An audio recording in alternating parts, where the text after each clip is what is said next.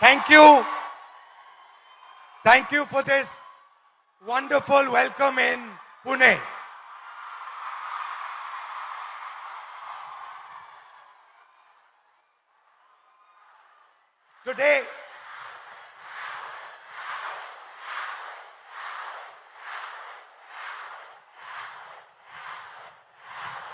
Today, I came to Pune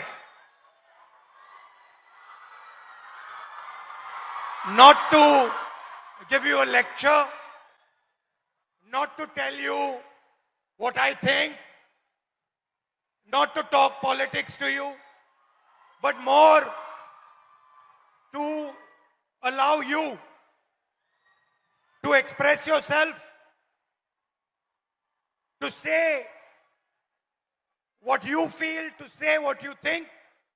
And what I have done is I have put a little framework, some ideas to allow you to think, express yourself. And we'll discuss some of these ideas with young ladies from the crowd this evening. So I'd like to first of all start by welcoming everybody.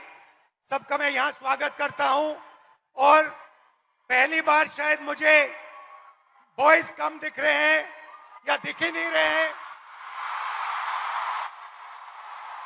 और लड़कियां दिख रही हैं. The idea behind this evening is, as is written over there, break the cage.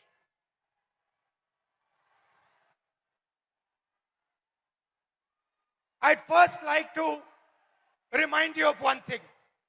Can I do that?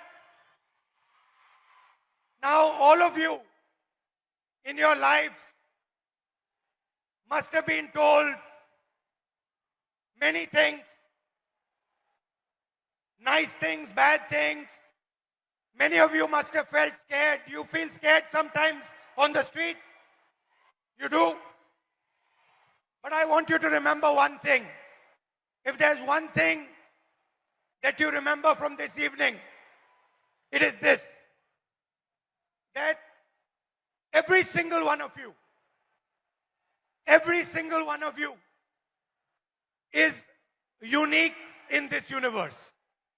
If I was to look for any one of you, I will not be able to find a replica of that person. You are unique. You are special, you're individual, and you have your own dream, your own vision for your life. I'm right. Many times, people ask me, what is India's biggest strength? And you get many answers when you ask this question. Somebody will say our economy. Somebody will say our military. Somebody will say our medical system. Somebody might even say our people. But I am very clear on what is India's biggest strength, our biggest asset. And that strength is 70 crore unique journeys, unique imaginations, unique dreams that the women of India are living. Somebody might say to me, well, there are 70 crore men. How do you say that 70 crore women are more important? What is your logic? My logic is the following. Women are by nature more sensitive, more gentle, more compassionate, and more forward-looking than men. And that is why I believe fundamentally that India's women, young, old, are India's biggest asset. Now, एक problem है, बहुत बड़ी problem है. Problem क्या है? Problem है कि whenever I speak to a man, women are put in three boxes. You are either seen as a daughter, as a wife, or as a mother. Now, there is nothing wrong with being seen as a wife, daughter, or mother. Nothing wrong with it. But this cannot be your only identity. It cannot be that we have brilliant women who are doing completely fascinating and different things, who are professionals, who are sportswomen, who do multiple different things, and then the only identity that they are given by our men is these three. And notice that every single one of those identities has a relationship with a man. So you are either a mother or a wife or a daughter. And I'd like to quote over here the Manusmriti, which says clearly, in childhood, a female must be subject to her father. Meaning, the Manusmriti says, in childhood, a female belongs to her father. In youth, she belongs to her husband. When her lord is dead, she belongs to her sons. A woman must never be independent. This is a direct quote from the Manusmriti. And these words are a shame, because these words should never ever have been spoken. The most... Hello, how are you? Hello.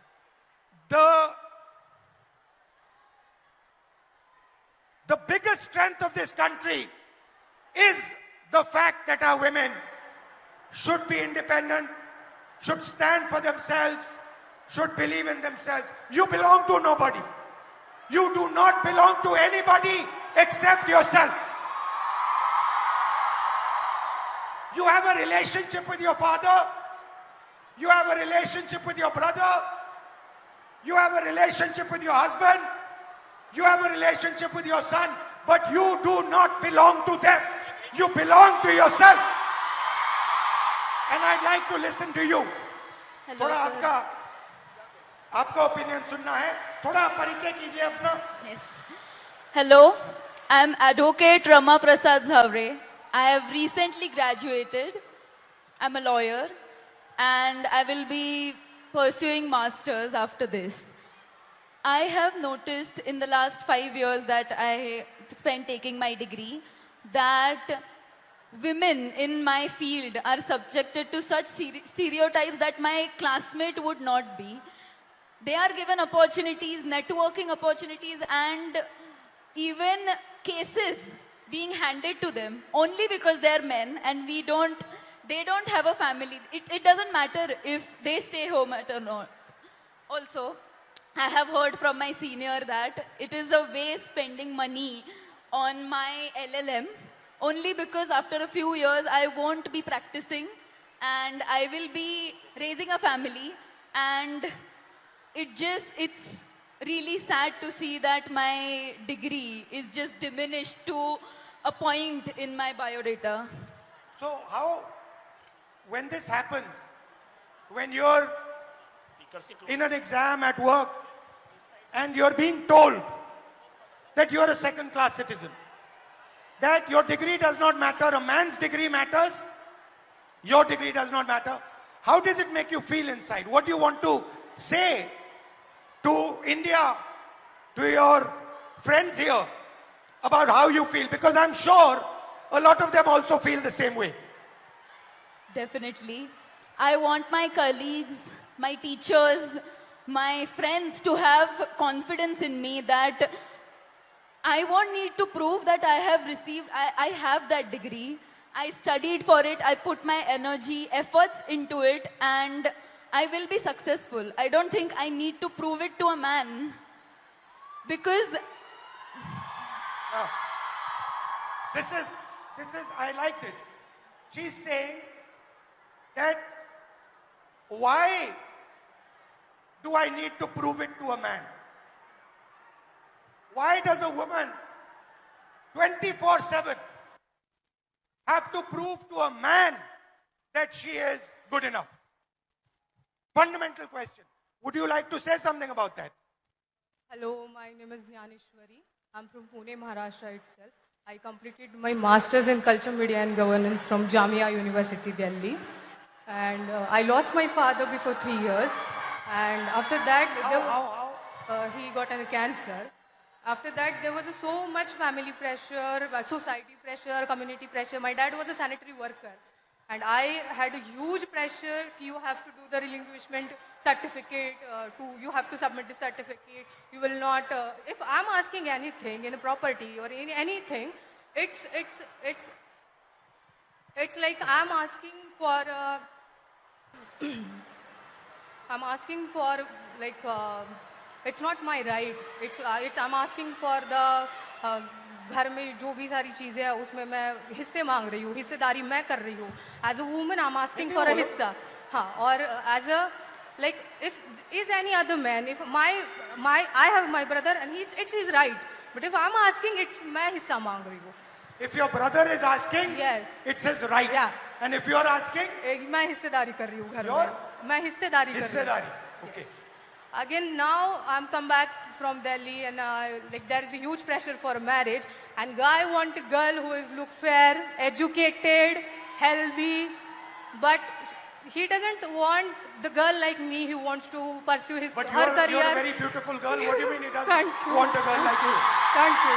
But they want a girl like me, but they don't want like a girl who is who wants to pursue her career in journalism, in PR or any social where you connect with the people or it has a social job.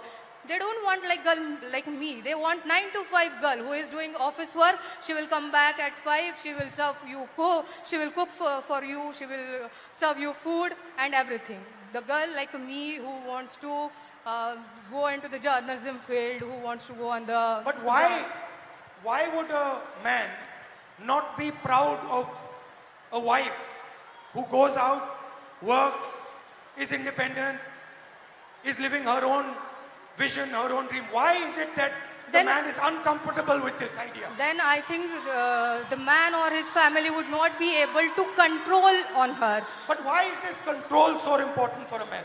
Because always women treated as a secondary sex or human, they're not treated as an equal or they're not treated as an equal human being or an equal citizen of this country, I feel. Do you think men feel they are superior to women? Yeah, definitely. Yes. They do? Yes, they do. So it's a mindset problem. Yeah, it's a mindset problem. It's a patriarchal problem. The way it's and you come into contact every day of your life with this patriarchy. Yes. The roads are controlled by the patriarchy. Yes. Right? Yeah. The businesses are controlled by the patriarchy. The school education system is controlled by the patriarchy. There is a caste hierarchy. Yeah. So how do you feel about this? Like I just wanted to treat my education or I wanted to look at my education it's a dignified thing. I wanted to treat myself as a human being, not as a secondary person or the citizen of this country. Do you get angry? Every day, every night. What is going on? How is this happening? Yes, every day I got angry. Every night I started thinking about this, how it's like this. I'm educated. I completed my masters in Jamia. Still, I'm facing this. I'm an educated one. Still, I have to face this every day, every night, in every table conversation. It's every time. It's like, oh, you are the girl. You are a girl. You will get everything. It's not about, oh, okay, you are educated. You have your own dreams. You have your own ideology. You can think. You have your own thoughts. It's not never like this. It's always like you are a girl. You are good looking. So any man will get married to you and you will have a good life. Right. Yeah. Well, thank you. Yes. Thank you. Nice to meet you. Thank you so much. Thank you. So, we came up with a word came up with the interesting word control. Do you feel that society tries to control you, men try to control you? In everything that you do? So,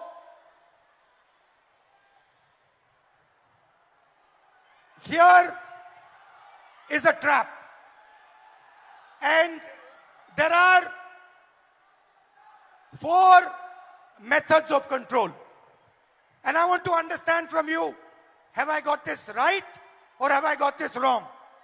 The first method of control, violence. Second method of control, disrespect. Time is used against you, and in every single sphere of life, in some way or the other, men and the system is trying to control you, make sure that you do exactly what it wants. Agreed? And very interestingly, this oppression is disguised as concern. Ki we are very concerned about you. That is why we need to control you. Yes? Okay. So, let's discuss a little bit about violence. Let's discuss a little bit about violence. ये जो line है, कुछ हो गया तो, ये आप अपने को बोलती हो? बाहर जाएंगे तो कुछ हो गया तो? Family members tell you,